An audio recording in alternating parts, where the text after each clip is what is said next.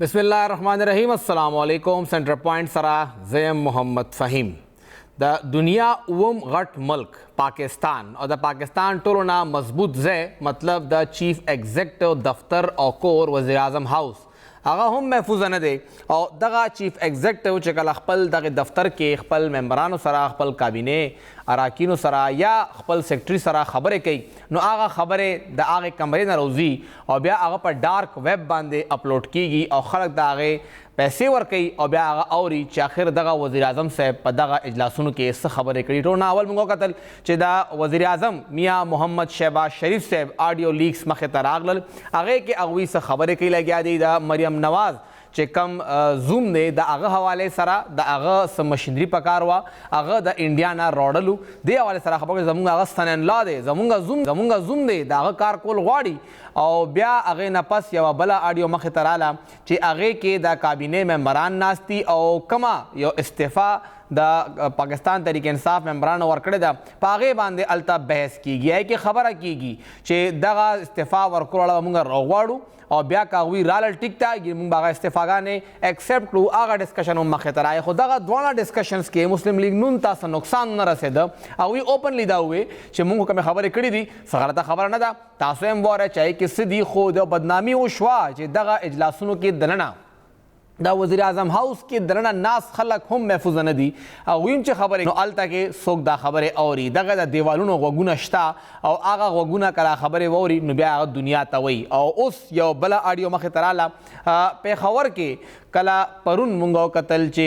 पखवाने वज़ीर आज़म इमरान खान साहब रागलो न अगवी खबर अवकड़ा निश्तर हॉल के अगवी कला तकरीब तक खिताब को ना जिक्र को चिदा मरियम नवाज़ और द नवाज शरीफ खबर हम शवीडियो ऑडियो आगा ऑडियो लीक बहुम मखे तराजी और दगा ट्रोल चिकम ऑडियो लीक्सू पदे बांधे अगवी खबर कोले हुनन सहार द इमरान खान साहब खपला ऑडियो मखतर आला आगा ऑडियो छिपागे के अगवी आज़म खान साहब सरा कम च द अगवी प्रिंसिपल सेक्रेटरी खबरें कई और आगे डिस्कशन के दनना द अमरीके साजिश हवाले सरा खबर मखतर आगले दा अवल तस्वोर है कि इमरान खान साहब और आज़म खान साहब स खबर कई स मनसूबा बंदी कई और ब्या पागे बांधे बनोरे खबरें कहूँ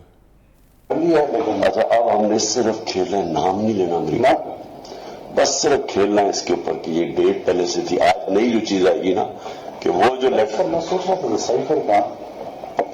एक मीटिंग मेरे ख्याल में कर लेते हैं देखें अगर आपको याद है ना तो उसमें आखिर में मैसेज ने लिखा हुआ था कि डिमांड तो डिमांड नहीं देना लेकिन एक इंटरनल मीटिंग कर मुझे मैंने रात को बड़ा सोचा इस पर क्योंकि मुझे आपने कहा कि शायद इन्होंने उठाया ना फिर मैंने सोचा कि ना how to cover all this एक मीटिंग करते शामिल कुरैशी और फॉरेन सेक्रेटरी को शामिल कुरैशी करेंगे कि वो लेटर पढ़ कर सुनाए तो जो भी सुनाएंगे ना मेरे पास कॉपी और वो नहीं बदल दें वो मैं मिनट्स में कर लूंगा कि फॉरेन मिनिस्टर ने यही चीजें सुना फॉरेन सेक्रेटरी ने यही चीज सुना दी इसमें ये था फिर अगर इसका एनालिसिस करो फिर एनालिसिस अपनी मर्जी के मिनट में कर देंगे ताकि ऑफिस के रिकॉर्ड में मिनट में करो एनालिसिस ये होगा कि ये इनडायरेक्ट थ्रेट है अगेंस्ट डिप्लोमेटिक वो है डिप्लोमेटिक लैंग्वेज में इसको थ्रेट कहते हैं इन्होंने ये किया मसले की चीजें वो देखिए मिनट्स तो फिर मेरे हाथ में है ना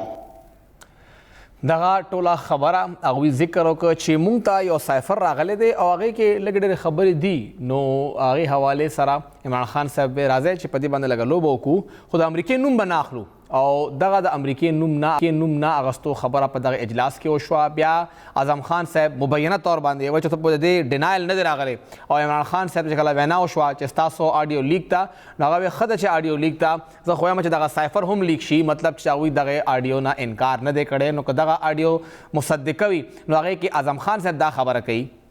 चिदा वले चे सियासी कारी नो मुंग बदा डिप्लोमेटिक साइड तरावलू मुंग बदा ब्यूरोक्रेटिक को मतलब दे वक्त के दफ्तरी कार तवेरावलू मुंग बदा इजलास रवाड़ू ऐ के बतासो शे जबशम मुंग सरवाशा महमूद कुरैशी साहब शी और ब्यादा अगवी चिकम सेक्रेटरी खारजा दे अबराशी और आ इजलास के बाद दगा खत कम चेदा अमरीकी सफिर राले गले दे आगा बा अल तक के आगा उई आबाल तक पढ़ाओ की चकला आगा आगा उई जबा आगा उमागा इजलास रुदात के मीटिंग मिनट्स क्यों लिखम और द आगे ना मुंगा पखपला एनालिसिस जोड़ को और मुंग बा आगे ता यो थ्रेट मतलब यो धमकी उवायु चेदा मुंग तमिलो शेवेदा दा जिक्र माय के आज़म खान से पावास के प मुबैना तो गवाने शेवे दे चाहे मुंग पल्लास की दी चिबा मुंगा मीटिंग मिनट्स के साथ चो और दा आगे ना मुंगा स एनालिसिस जोड़ो खुदा मुंगा दगा सियासी रुख न लरी को और दा मुंगा दगा लिखल لیکلو فارم کې راولو او بیا دا ارسو وشي دا د امریکې چې کوم سازش و کومه خبره مخې ته راغلې وای عمران خان صاحب ذکر کړي د امریکې موږ نوم ناخلو موږ به صرف خبره کوو چې داسې یو موږ ته سایفر راغلی دی او پای به خبره کوو خو خبره دا ده چې هلته سم کیږي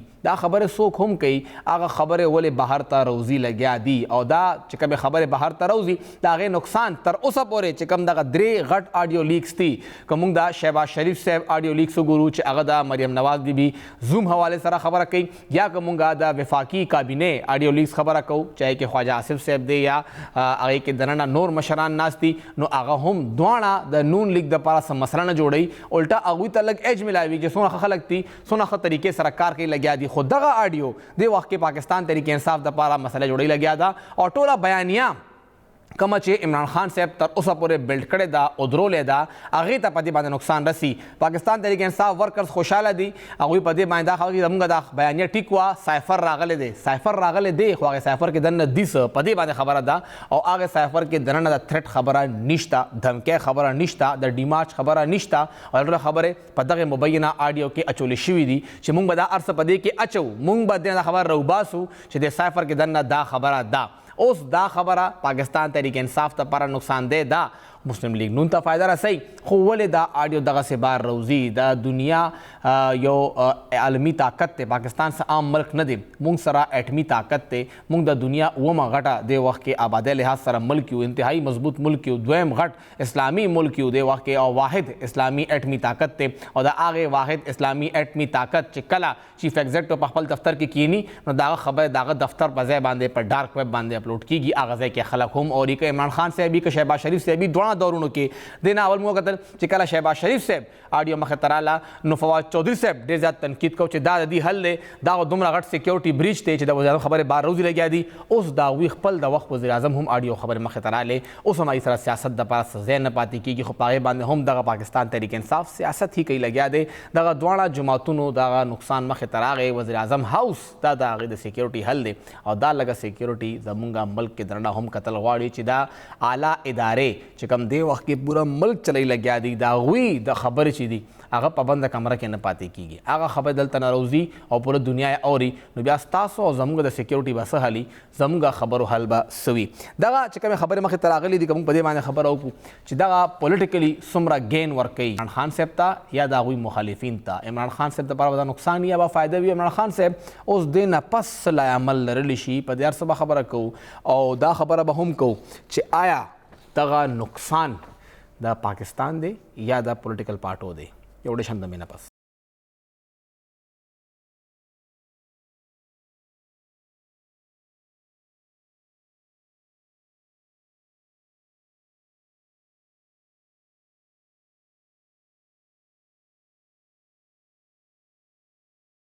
پروګرام کې یو ځل بیا هرکلی وایو موږ خبره کوو لګیا یو د مبینه آډیو حوالې سره مبینه ته موږ ځکه وایو چې اوسه پورې خو دغه پولیټیکل پارټیز د هغې نه انکار نه کوي خو دغه تصدیقي آډیو ده او د هغوی آډیو هی ده او عمران خان صاحب چې کوم مطالبه کوي چې د سایفر چې کوم یو خط راغلی دی د هغې تحقیقات وشي کیدای شي اوس د هغې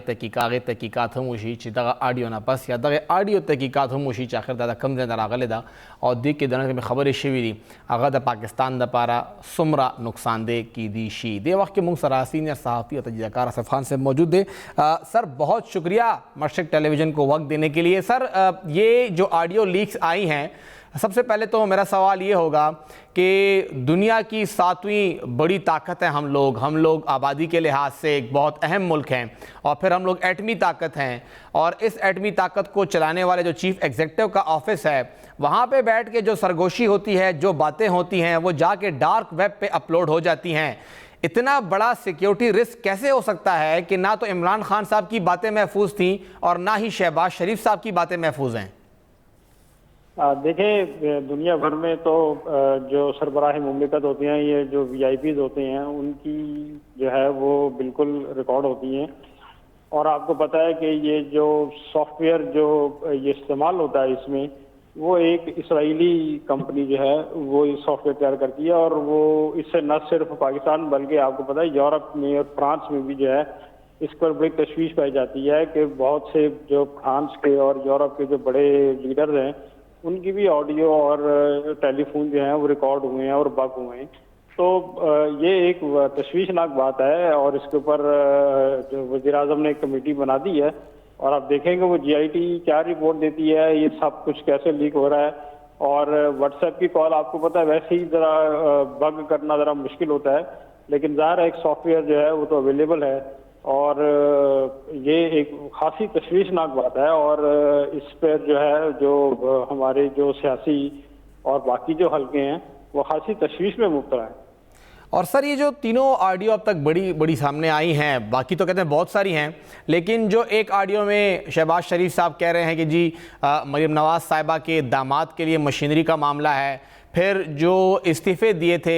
PTI के MNAs के, तो वो दोनों PMLN एज अ क्रेडिट ले रही है कि हमने बहुत अच्छे तरीके से इस काम को मैनेज किया, अगर ऑडियो लीक भी हुई तो हम लोग अच्छा काम कर रहे हैं। लेकिन ये ऑडियो पाकिस्तान तहरीक इंसाफ के लिए बहुत डैमेजिंग है। क्या कहेंगे कि इन तीनों ऑडियो लीक्स में नुकसान किसका हो रहा है और फ़ायदा किसका हो रहा है? देखिए, इसमें नुकसान तो ज़ाहिर है दोनों पार्टियों का हो रहा है। जो आज जो इमरान खान साहब की जो ऑडियो लीक हुई है वो तो एक खासा PTI के लिए एक बहुत बड़ा डैमेज होगा। और अब आप देखेंगे ये चूंकि अब इलेक्शन ईयर है, अब किसी वक्त भी इलेक्शन का ऐलान जो है वो हो सकता है, लेकिन अब ये जो पहले तो ये तवक्कुफ की जा रही थी और इमरान खान साहब ने भी अपने एक जलसे में इसका ऐलान किया था कि एक और ऑडियो जो है वो लीक होने वाली है, तो वो तो एक्सपेक्ट कर रहे थे और उन्होंने लोगों को एक ज़हन बना दिया था कि अब जो ऑडियो लीक होगी वो PMLN की होगी, मियां शहबाज शरीफ साहब की होगी और मरियम साहबा की होगी। लेकिन अब जो यकदम जो एक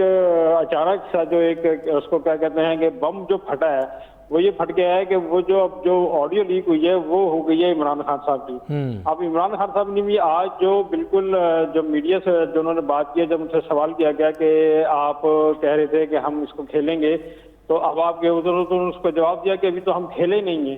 तो इसका मतलब है कि दोनों तरफ के जो लोग हैं वो ऑडियो लीक्स को सीरियस तो ले रहे हैं, लेकिन वो आवाम में जाकर जो है वो आवाम में आकर और पब्लिक में आकर वो इस बात का तासुर देने की कोशिश कर रहे हैं कि इन ऑडियो लीक से तो ज़्यादा फर्क नहीं पड़ेगा, उनके जो सियासी कैरियर है या जो आने वाली इलेक्शन है उसके ऊपर कुछ ज़्यादा डैमेज नहीं होगा। लेकिन बहरहाल दोनों तरफ से परेशानी और तशवीश जो है वो पाई जाती है। और अब इलेक्शन ईयर है, अब देखें कि आहिस्ता आहिस्ता जो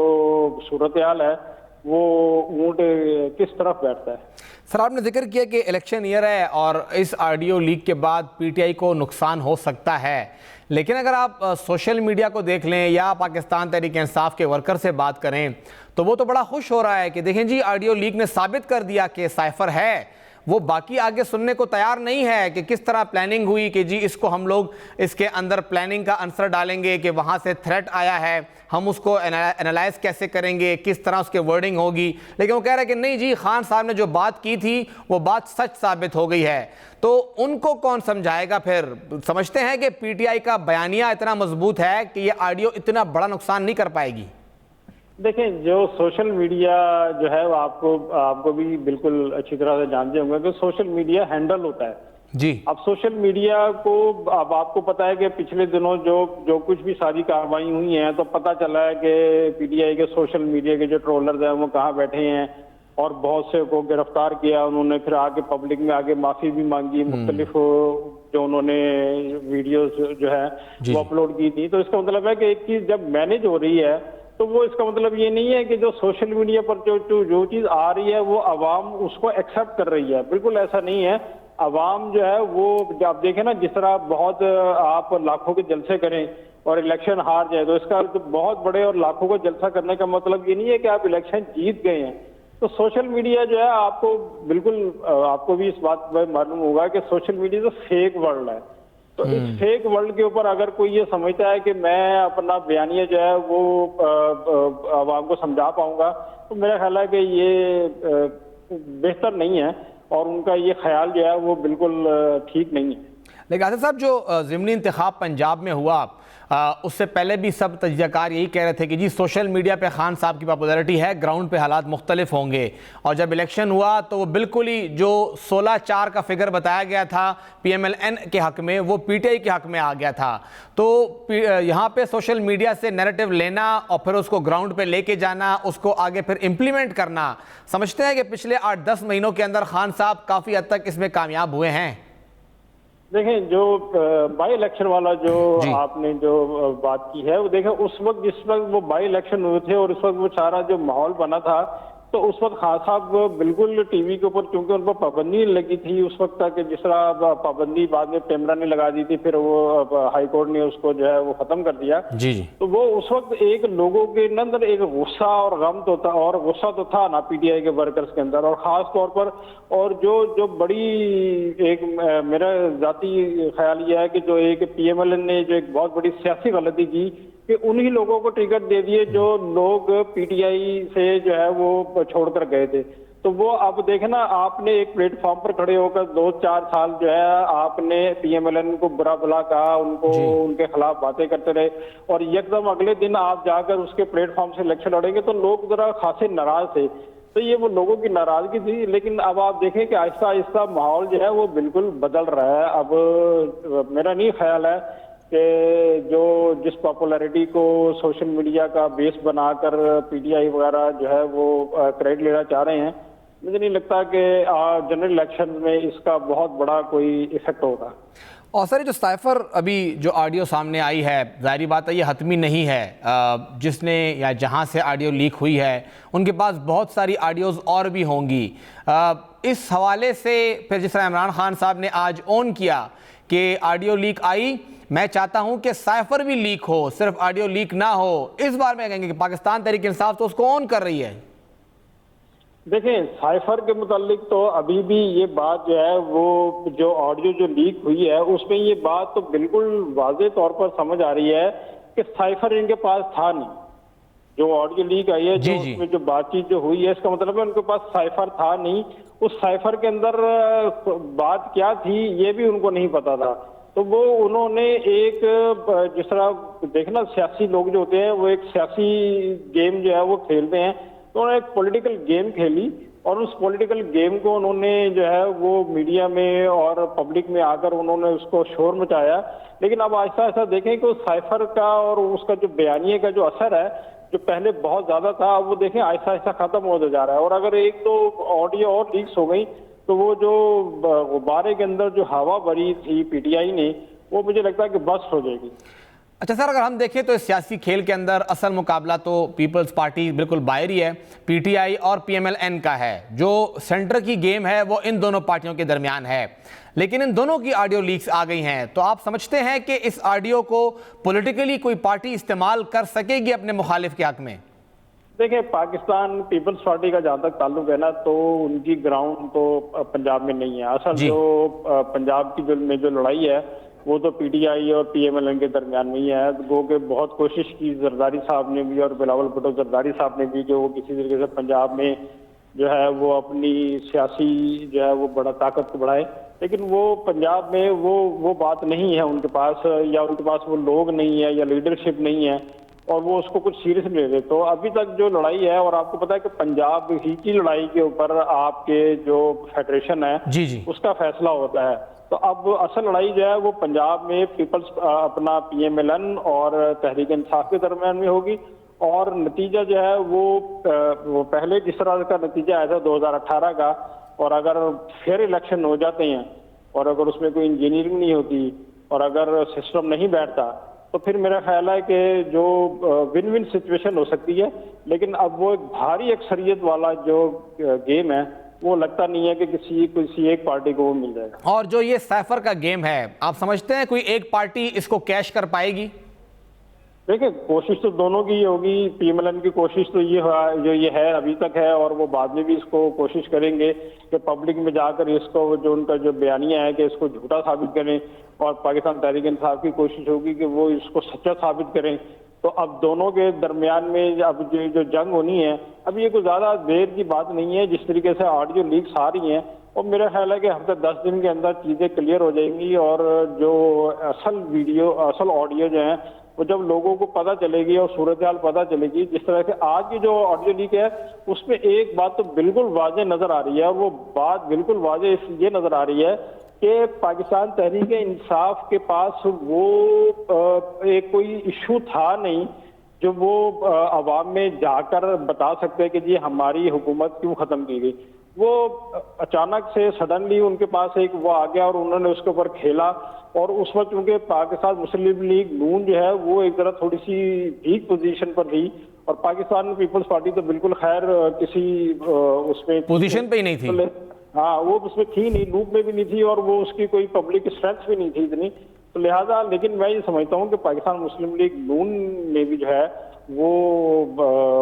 इमरान खान साहब को और पाकिस्तान तहरीक इंसाफ को बहुत टफ टाइम दिया है, और अगर ये ऑडियो लीक्स का सिलसिला जारी रहा तो मेरा ख्याल है कि जो आम जनरल इलेक्शन होने हैं उस पर बहुत असर पड़ेगा पाकिस्तान तहरीक इंसाफ को खास तौर पर। बहुत शुक्रिया आसिफ खान साहब, सीनियर सहाफ़ी और तजीज़ाकार हमारे साथ थे। सिंगा ई ज़िक्र बड़ा असर कही और उस हम खबर को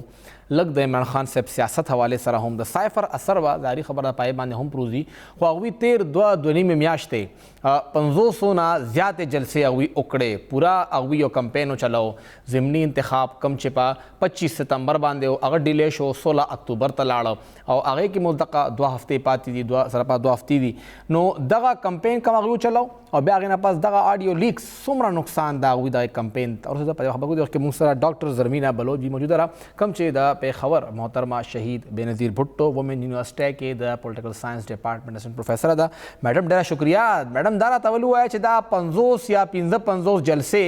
और ब्या दगा से सकम 2 मिनटों ऑडियो लीक सुमरा घट नुकसान दगे ऑडियो लीक द इमरान खान साहब दगा द 13 म्याश्तो पखवारे बांधे अगवी त और से दो। हेलो जी जी मैडम लगता है वक्त सवाल दोबारा हाँ दादा मैडम ची दा इमरान खान साहब चिकम 2 या दुनिया मैच दही कंपेन चलाओ द 50 ना सेवा हुई जलसे उकड़े और ब्या दा सकम 2 मिनटा ऑडियो लीक मखेता रागे सुमरा घट नुकसान द इमरान खान साहब दा टोल मुहिम तौर से दो। जी अस्सलाम वालेकुम तास तो टोल तो दा पता है इमरान खान साहब दा सुमरम पॉलिटिकल गेम दे दा टोल सोशल मीडिया मांदे और मुत रिटोरिक वायु या ब्यास दागी स्लोगन भी दागी खबरी भी दागी दा से जुमले भी अगर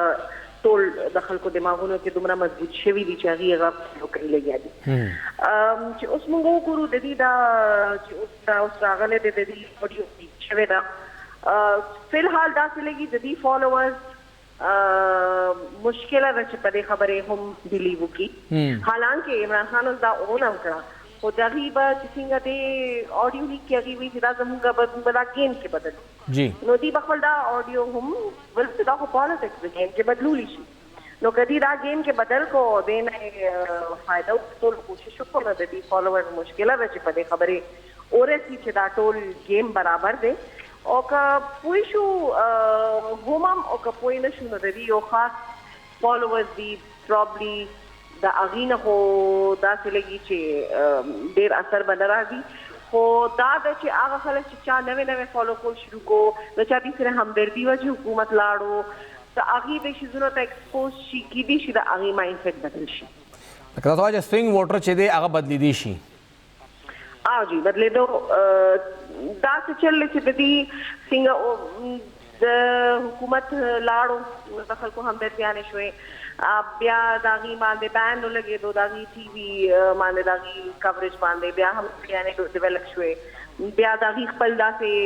मुकालमे दी दा से जुमले दी जे आगा दखल को दा से लगे दो ची बम बच गई दुनिया की बजंग बच को वाला यो कस दे आगा खबर है दखल को मिस्तला आगा यो हमदर्दी फैक्टर रागो नो हमदर्दी आने जाते जमशे उस शिदा ऑडियो लीक वाला कम कार शुरू दे दाद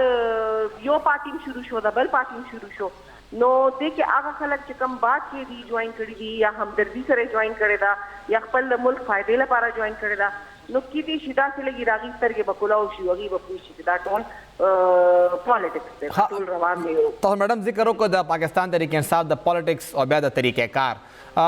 मुंसरा आसिफ खान से मौजूद सलाम दा जिक्र को चिकला दा पाकिस्तान तरीके इंसाफ हुकूमत खत्म द और इस तरह लास्ट के वजह नवा او بیا دا اچانک یو خبره په میټینګ کې ډسکس شوه او بیا هغوی هغه سایفر داسې استعمال کړ چې پوره یو بیانیه جوړه شوه. څه به وایې چې کوم دا پاکستان تحریک انصاف مخالفین دي هغوی ته خو آډیو میلاو شوه، خو آیا هغوی له هغه آډیو استعمالول یا د پاکستان تحریک انصاف خلاف یو بیانیه تیارول د هغې چل ورځي؟ پاکستان تحریک انصاف چې کوم دی نو هغه دا پولیټیکل سوشل میډیا گیم ډېر زیات کولی شي دی کې هغې ښه ټاکل کولی شي دا شی او هغې چې کوم ماحول چې کوم هغې سیناریو جوړ شي چې کوم وخت هغې ته چیلنجنګ میلاو شي په هغې کار کولی شي هغې ټایم په دې کې د پریکټس ډېر زیات دی خو چې څه ټایم هغې واقعي میدان ته راشي او ټولو خبره شي هغې کې د هغې پریکټس کلک کمزوری دی. نو داسې لګي چې دا اوس کم آډیو لیکس او دا هر څه چې دي دا څومره پرابلمز دا چې چیلنجز دي امید داسې ښکاري چې دی نه به دي کوشش خپل کوي خو که د دې نه دې کې خپل خلک خطا شو خو دې خو شو لاړ یا د دې فالوورز داسې اویرنس شو بیا به دې ته لږه مسله میډم عمران خان صاحب د لانګ مارچ اعلان کړی دی، تاریخ یې نه دی ورکړی خو اعلان یې کړی دی. پېښور کې پرون هم ذکر وکړ چې زه به لانګ مارچ کوم او ډېر زر به تاریخ متعین کوم. ستمبر اخرنۍ هفته یې یاده کړې وه او 2 ورځې پکې پاتې دي، سبا او بل سبا دومره زر خو لانګ مارچ نشي کېدی. څه به وایې دغه چې کوم آډیو لیکس مخې ته راغی او بیا ربیع الاول هم دی، نن 1 ربیع الاول دی، را روان 11 ورځې به هغې کې تېرې شي. نو عمران خان صاحب آیا دغې آډیو لیک نه پس لږ غوندې به بیک فوټ تللی شي په لانګ مارچ باندې لږ نور روح اخیستی شي؟ لانګ مارچ خو هغې خبره کوي لګیا دي خو ډیټ نه ښي لګیا دي جی پرابلی دا چې څه آډیو لیکس روان دي دې ته به سټراتیجي تیاري ضروري خبره ده چې چا لیک شوي دي ټول به خپل سټراتیجي تیاري دي چې ډېر لوی کوېسچن دی سایبر سیکیورټي کوېسچن دی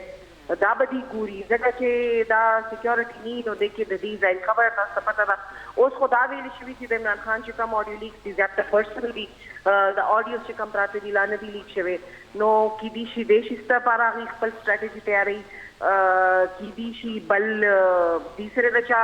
آډیوز وي هغه لیک کولو پروګرام جوړوي بیا هغې نه پس جلسه کول غواړي نو دا اوس هغې به هم دا چې اوس فی الحال خو دا ټول جګړه فی الحال دا ټول پالیټکس سایبر سیکیورټي ایپس دا اور بهر دنیا کې هم کتلی شوې ده نن سبا مونږ کتلی دي ډېر ملکونو کې امریکې کې مونږ کتلی دی چې داسې لیک شوي دي آډیو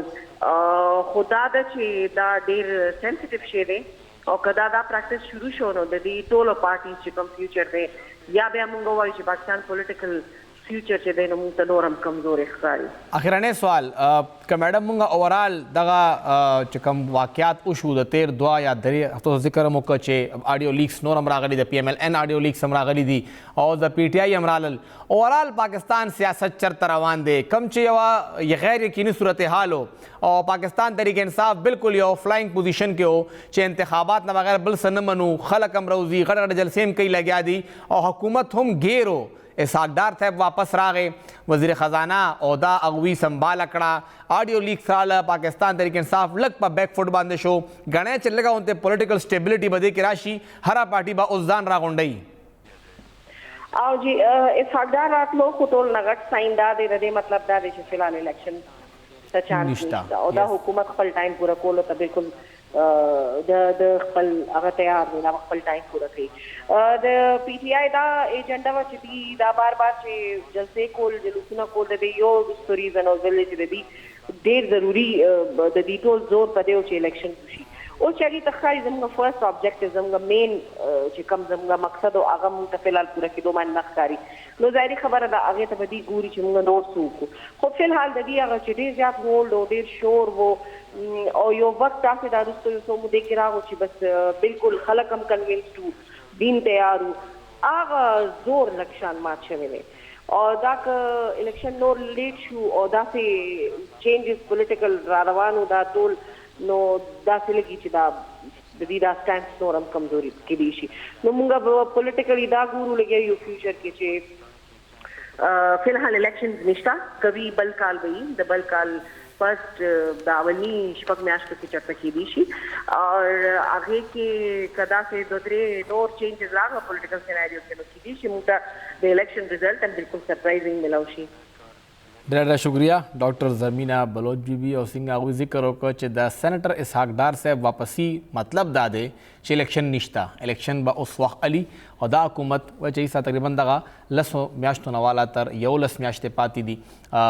بلکې 10 میاشتې پاتې دي، 11 میاشتې هم نه دي پاتې. اګست ستمبر ووته او 11 اګست باندې به دغه اسمبلی ختمیږي را روان کال، نو 8 میاشتې د هغې کال او تقریبا دغه 3 میاشتې د دغه کال 9 میاشتې هغه دي او 3 میاشتې دېخوا پاتې کېږي. دغه 10 میاشتو حکومت پاتې دی او وایي به بالکل دی نه اول الیکشن دپاره تیار نه. خو دغه آډیو لیکس دی وخت کې لږ غونډې کې دغه ماحول چې دی هغه یو طرف تک هره پارټي به ځان راغونډوي. څنګه موږ ذکر وکړو چې پاکستان تحریک انصاف باندې شوه چې اوس دې سره څوک وو، موږ خو لانګ مارچ کال ورکوو. څنګه زرمینه بیبي ذکر وکړو چې خپل ورکر خو سره ولاړ دی، هغه ته نه لرې کېږي، خو چې کم کسان هغې سره همدردۍ به بنیادو چې ګوره امریکې خو دې خلاف سازش کړی دی، هغه خلک به اوس لږ غونډې کې سوچ کوي چې آیا موږ د سره ودرېږو او که نه. څنګه آصف خان صاحب وویل چې د پوره آډیو کې دا واضح ده چې سیف عمران خان صاحب سره نشته او دا ذکر آی چې اعظم خان صاحب هم کړی دی چې ما سره خط نشته، خط خو سیکرټري داخله سره دی او موږ به په هم سیکرټري داخله باندې دغه خط ووایو نو بیا به موږ سره د هغې ریکارډ راشي، میټینګ منټس کې موږ د هغې ذکر وکړو. دا لږه پوره طریقه وه چې څنګه موږ هغه ټول سایفر جوړ کړ او بیا دا ارسو شنو. لکه دا یو دھچکه ده پاکستان تحریک انصاف دپاره، دې کې شک نشته دی او پولیټیکلی اوس داسې ښکاري چې دغه لانګ مارچ کې به هم اوس نور وخت لګي. یو وړه شندمه اخلو.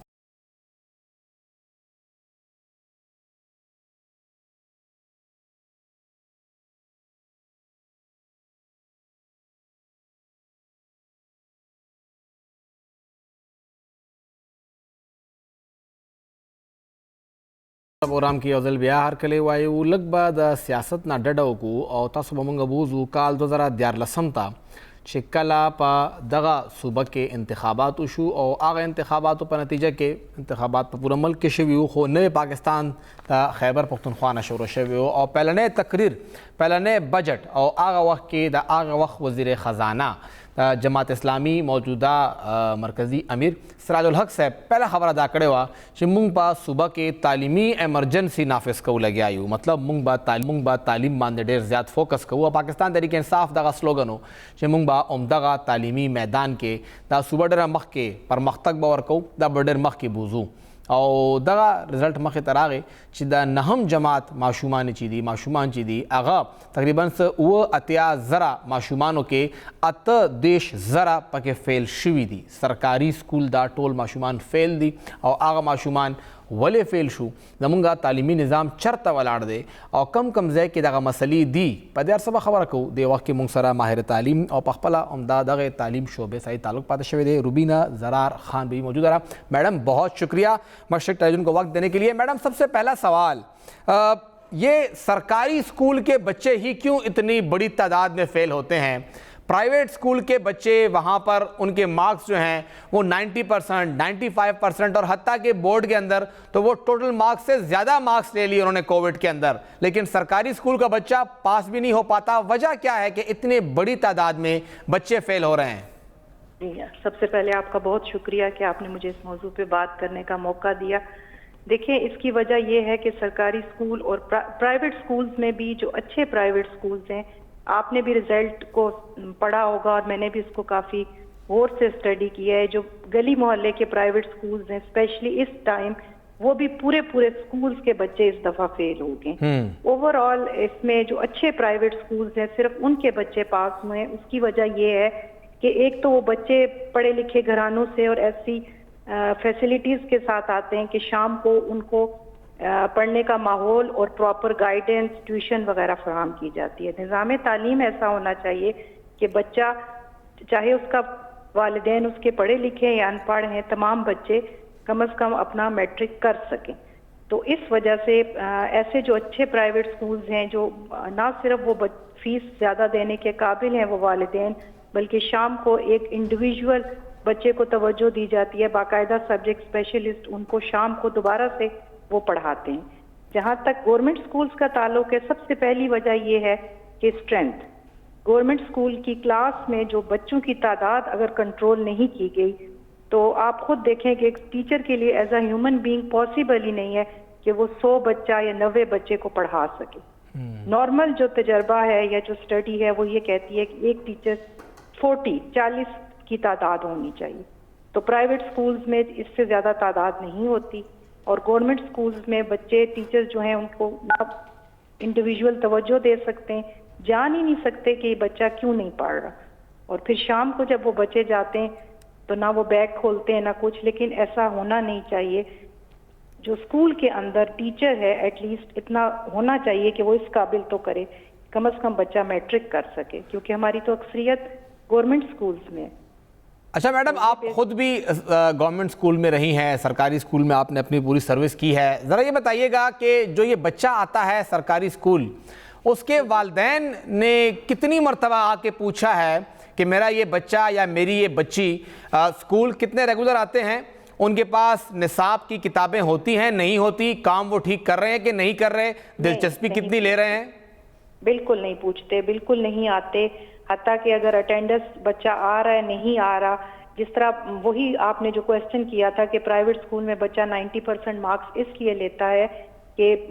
जब पीटीएम वहाँ कंडक्ट की जाती है तो तमाम पेरेंट्स वहाँ पे आते हैं। इसके अलावा बीच में भी पेरेंट्स आते हैं कि हमारा बच्चा क्यों वीक जा रहा है, टेस्ट में क्यों मार्क्स कम दे रहा है। लेकिन गवर्नमेंट स्कूल्स में शायद उन लोगों के पेरेंट्स की अपनी कुछ लिमिटेशंस होती हैं, कुछ पेरेंट्स का तो कसूर नहीं है, शायद वो इस कदर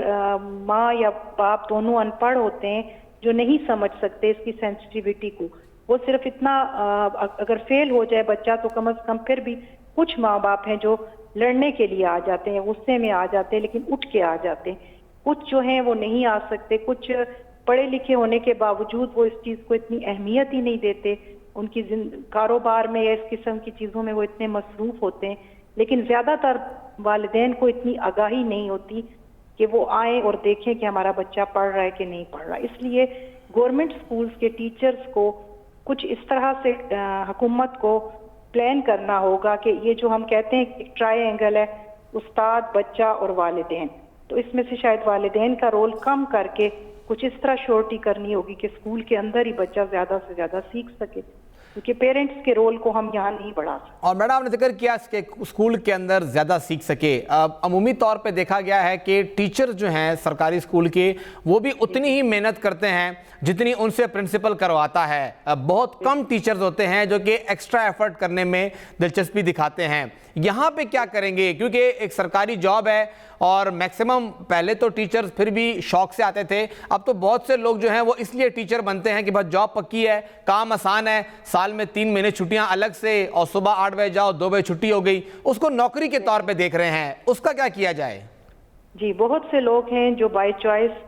टीचर बनते हैं, अदरवाइज लोग की आखिरी चॉइस जब वो देखते हैं कि हम कहीं और हमें जॉब नहीं मिली या कुछ, या फिर वो बजट के लिहाज से इसको ये हमारा जो निज़ाम तालीम में बुराई नहीं है, हमारी पॉलिसीज बहुत अच्छी हैं। जिस तरह इस बार भी आप देख लें तो गवर्नमेंट ने जो पॉलिसी मेकर्स हैं वो उन्होंने हर तरह से इंश्योर किया, जैसे गवर्नमेंट टीचर्स की सिलेक्शन बड़ी सख्त कर दी गई है, उनका एग्जाम सख्त किया गया है, बहुत कॉम्पिटेंट टीचर्स गवर्नमेंट स्कूल्स को दिए जा रहे हैं। इवन देन के प्राइमरी स्कूल के अंदर भी आप देखें सब मास्टर्स टीचर, पहले प्राइमरी स्कूल को मैट्रिक पास टीचर चला रहा था और बहुत अच्छा चला रहा। इसके अलावा कंडक्ट ऑफ एग्जाम में सीसीटीवी कैमरे हैं, इन्विजिलेशन है, गवर्नमेंट स्कूल्स के ही तमाम असातिज़ा को सुपरवाइजर बनाया गया, उन्हीं से मार्किंग कराएगी। लेकिन एक्चुअली इशू ये है कि मॉनिटरिंग सिस्टम सख्त करना होगा, और दूसरा आपको पता है कि अल्लाह ताला के निज़ाम में भी पनिशमेंट और रिवॉर्ड, जब ये दो चीज़ें नहीं होंगी तो कोई भी चीज़ ठीक नहीं होगी। इन्हीं एग्जाम्स को ले लिया जाए, अब ये जो रिजल्ट खराब आया है इसको अगर इस बार भी सीरियस लिया जाए, संजीदा लिया जाए और इसको एक इन्वेस्टिगेशन की तरह एक तफ्तीश की जाए कि आखिर कहाँ कमजोरी थी। ये बहुत बड़ा अलमिया है कि पूरा स्कूल फेल हो गया। सब्जेक्ट टीचर्स को, प्रिंसिपल है, उन मॉनिटरिंग अफसर जो हैं, इन सब के लिए पनिशमेंट और रिवॉर्ड का क्राइटेरिया होना चाहिए। जिनके रिजल्ट्स अच्छे हैं उनके लिए रिवॉर्ड, और जिनके जीरो रिजल्ट है अगर उनको कोई पनिशमेंट मिलेगी तो अगले साल बेहतरी की पूरा का पूरा स्कूल फेल हो गया, फिर भी उस उस्ताद को या उस्तानी को तनख्वाह पूरी मिल रही है। मैडम ये बताइएगा कि जो आपका दौर था उस वक्त स्पेशलाइज्ड टीचर होते थे, उन्होंने एजुकेशन में बीएड या एमएड किया होता था, फिर कुछ अर्सा पहले हुकूमत ने वो ख़त्म कर दिया कि जी आपने अगर डिग्री की हुई है तो आप आएँ, कोई भी एमए किया हो आपने, आप एलिजिबल हैं। आप समझती हैं कि ये एजुकेशन की डिग्री लाजमी थी या नहीं? ये सिस्टम बेहतर है कि आप कोई भी डिग्री करें, आएँ और पढ़ाना शुरू कर दें? नहीं, डिग्री करके आप उस सब्जेक्ट को सीख लेते हैं, लेकिन हाउ टू टीच, कैसे पढ़ाना है, ये बीएड, एमएड, इवन कि जो पहले जमाने में था मैट्रिक के बाद पीटीसी, एफए के बाद पीटी, बीए के बाद बीए टीचर इस काबिल होता था कि वो 9-10 के बच्चों को ना सिर्फ अच्छा पढ़ाता था बल्कि वो बच्चे अच्छा रिजल्ट देते थे। उसकी तरबियत, आपको पता है किसी भी चीज के लिए तरबियत बहुत ज्यादा जरूरी है। तो ये सिर्फ डिग्री से एक अच्छा टीचर कभी नहीं बन सकता जब तक उसको पढ़ाने का तरीका ना सिखाया जाए, उसके अंदर तो अब ये जो टीचर्स आए हुए हैं जिन्होंने ये बीएड या एमएड नहीं किया हुआ, पीटीसी नहीं की हुई, तो फिर इनके लॉट से जो बच्चे निकलेंगे तो वो कैसे होंगे? उनका भी उनके लिए भी अगर कंपलसरी कर दिया जाए तो बहुत से ऑनलाइन तरीके हैं, अल्लामा इकबाल ओपन यूनिवर्सिटी है, जाहिर है उनके लिए अगर मस्ट। मैं आपसे कह रही हूँ ना कि जितनी भी पॉलिसीज हैं उन पे अमल नहीं हो रहा। मसला ये नहीं है कि हमारा निज़ाम तालीम बढ़ रहा है, मसला ये है कि ये सब पेपर वर्क में, तो आप देखें अभी भी अगर आप देखें मैसेज आप देख लें चेयरमैन का, कंट्रोलर का, मैंने सारा कुछ पढ़ा है, तो वो लोग अपना सही बता रहे हैं कि हमने ये एफर्ट्स किए, लेकिन मुख्तलिफ जगहों पे उनका कितना इम्प्लीमेंट हुआ। जब तक चीटिंग कल्चर खत्म नहीं होगा बच्चे नहीं पढ़ेंगे। और दूसरा इस कोरोना में 2-3 साल बच्चों के पढ़ने की आदत खत्म हो गई, और ये तरीका जो था कि 4 मजमून को फिर 4 से मल्टीप्लाई करें, और लास्ट ईयर जो बच्चों को इस कदर मार्क्स दिए गए, सबको पास होना था, बच्चों ने पढ़ना छोड़ दिया। जब बच्चे चीटिंग से पास हो रहे हैं तो बच्चे पढ़ेंगे नहीं। इस दफा चूंकि ये क्राइटेरिया रखा गया कि इस दफा कोरोना नहीं था तो स्ट्रिक्ट मार्किंग होनी चाहिए, लेकिन स्ट्रिक्ट मार्किंग टीचर्स को नहीं पता, बच्चों को नहीं पता कि हमारे मार्क्स कटते कहाँ से। अच्छा मैडम, आपने जो जिक्र किया, कुछ बातें आपने बता भी दी बेहतरी के लिए कि जो स्ट्रेंथ है, टीचर स्टूडेंट रेशो है, जो कि इंटरनेशनली है कि 25 से लेके 40 तक स्टूडेंट जो हैं वो एक टीचर के पास होने चाहिए। फिर बाकी टीचर की क्लासेस भी हो गई, उसकी एजुकेशन, उसकी अपनी ट्रेनिंग, करियर बिल्डिंग, उसका भी होना चाहिए। जो टीचर आज से 10 साल पहले भर्ती हुआ था, 10 साल के अंदर कितने कोर्सेज उसने किए, कितने रिफ्रेशमेंट कोर्सेज हुए। इसके अलावा अगर आपसे चंद तजावीज़ चाहिए हो, हमारा मौजूदा निज़ाम तालीम, अमूमी तौर पर जो सियासी लोग होते हैं वो साल 2 का सोचते हैं, लेकिन आप लोगों ने पूरी जिंदगी इस निजाम को दी है। क्या प्लान्स आपकी तरफ से हैं कि वो अगले 10 या 12 साल के अंदर इंप्लीमेंट हो, लेकिन लॉन्ग लास्टिंग हो? लॉन्ग लास्टिंग में देखिए सबसे बड़ा प्लान ये है कि जिस तरह जब कोई इमारत बनाई जाती है तो हमेशा से ये कहा जाता है कि कोशिश करें कि ज्यादा पैसा लगाएं और इसकी बुनियाद मजबूत हो। एकदम से मौजज़ा नहीं होगा। जब तक नर्सरी, प्रेप, पहली, जैसे गवर्नमेंट क्लास में पहली और दूसरी जमात का उस्ताद संजीदा नहीं होगा, वालिदैन संजीदा नहीं होंगे, मैट्रिक में नंबर नहीं आएंगे। इसके लिए जरूरी यही है कि छोटी जमात में जब बच्चे आपके बात मान रहे होते हैं उस वक्त उनके अंदर पढ़ने की हैबिट पैदा की जाए, उनकी बुनियाद बनाई जाए। सबसे पहली कि छोटी क्लासों पे भी तवज्जो दी जाए, उनके असातिज़ा भी काबिल होने चाहिए और उनको मेहनत करनी चाहिए। दूसरा ये है कि जो मॉनिटरिंग सिस्टम सख्त करना होगा हर एक को, जिस तरह अल्लाह ताला का एक मॉनिटरिंग का सिस्टम है बाकायदा, हम सब इसके बावजूद अल्लाह ताला ने रिकॉर्ड कीपिंग के लिए फरिश्ते और सारा कुछ एक सिस्टम बनाया है, तो इसी तरह 1 बाय 1 ये टीचर को सेक्शन हेड या कोऑर्डिनेटर या उसके बाद प्रिंसिपल के ऊपर हर एक के ऊपर चेक एंड बैलेंस होगा तो ये पॉलिसीज इंप्लीमेंट होंगी और चीटिंग कल्चर खत्म करना होगा। इसके साथ साथ हमारा जो क्वेश्चन पेपर है और सिलेबस है ये बहुत बच्चों के लिए मुश्किल पैदा कर रहा है। जैसे उर्दू और इंग्लिश में जुबान नहीं सिखाई जाती, रट्टा लगवा। अगर उर्दू का टीचर और उर्दू का सिलेबस ऐसा हो कि उर्दू आ जाए तो बच्चा इस्लामियत खुद ही कर ले। अगर इंग्लिश जुबान आ जाएगी तो वो फिर पाक स्टडीज अगर इंग्लिश में पढ़ेगा या फिजिक्स, केमिस्ट्री, बायो, सारी उम्र रट्टा लगाने के बावजूद उनको जुबान नहीं आती। तो एक जुबान पे जोर दिया जाए, ये उर्दू में 30 सबक के बजाय 4 सबक रखे जाएं, लेकिन उस्ताद बच्चों को जुबान सिखाए ताकि बच्चों को जुबान आ जाए, उनकी बेस उनको इस काबिल करें, उनकी बुनियाद ऐसी करें कि वो आगे कर सकें। और उसके अलावा करियर काउंसलिंग बच्चों को मस्ट ना किया जाए कि सब ने साइंस पढ़नी, करियर काउंसलिंग की जाए। कुछ बच्चे उनके IQ लेवल टेस्ट हों, कुछ बच्चे अल्लाह की तरफ से ऐसा उनका एक तो उनका दिलचस्पी नहीं होती या उनका इतना IQ लेवल नहीं होता, तो स्टार्ट में ही जो बाद में वो मैट्रिक में फेल होते हैं या FSC में कम नंबर लेके बाद में फिर 8 सब्जेक्ट्स में BA और MA करते हैं, तो उनको 9th में गाइडलाइन अगर दे दी जाए बस ना किया जाए कि तमाम बच्चे साइंस ही पढ़ें। बिल्कुल, ये 9th और 10th के टाइम पे डिसीजन मेकिंग के तौर पे उनको बताना बहुत बहुत शुक्रिया। रुबीना ज़रार ख़ान भी मूंग सरावा और आगुई सिंह ज़िक्र होकर चे दगा जमुंगा द तालीम निज़ाम के दरना ढेर ज़्यादा खामियां दी और खामियां कोल हम वाड़ी और दा बात तासुता ओवर द नाइट मतलब पयोशपा के दरना तास रिजल्ट नशी रात ले लग टाइम अखली लग बदा वक्त लगी और भाई कार हो कम अज़ कम शोरों के बिल्कुल स्टूडेंटान रावल है टीचरान रावल है हो आगा टीचरान हम क्वालिफाइड पकार दी क्वालिफाइड सिर्फ डिग्री न दा चागा सर डिग्री दा MA लास्ट की जी माँ MA पुश्तो करे दा MA उर्दू दा MA हिस्ट्री दा MA साइकोलॉजी माँ करे दा ना तासो अलता के अगी सरा यो कम अज़ कम पाई बांधे टीचिंग कोर्स टीचिंग तरीका होता है जो टीचिंग मतलब कैसिंगा और कम टीचरान दे वाक़ दा स्कूलों की दी अगवी हम प्लस काला शल काला दो इश्कालों ना कार की लगी दी लग अगवी दबारा हम तासो सप्लाइनों के चे अगा खपल दा निज़ाम लग करिकुलम हर काल बदलीगी किताबों ना नोर चाप कीगी किताबों ना चाप कीगी नो छपाए के नोरे कमीशन यूज़ी और ब्या कमीशन के दनदा हम मखे तराजी चा छपाई हम समनवी निम पेजुना प्रिंट वी निम प्रिंट नवी हमेशा पता करिकुलम के मसाराजी किताबों चकल रसी तालीमी काल तीर भी लकदा कमीशन लग साइड तश है कमीशन प्रेक दे अलग दमाशुमान उदा फ़ायदे कार हम तासो के अले पदार से की डिपार्टमेंट तदीजी मुआर दे चलक डिपार्टमेंट पदे बांधे संजीदगी असर गौर की प्रोग्राम वक्त ख़त्म जाता के अल्लाह पामान।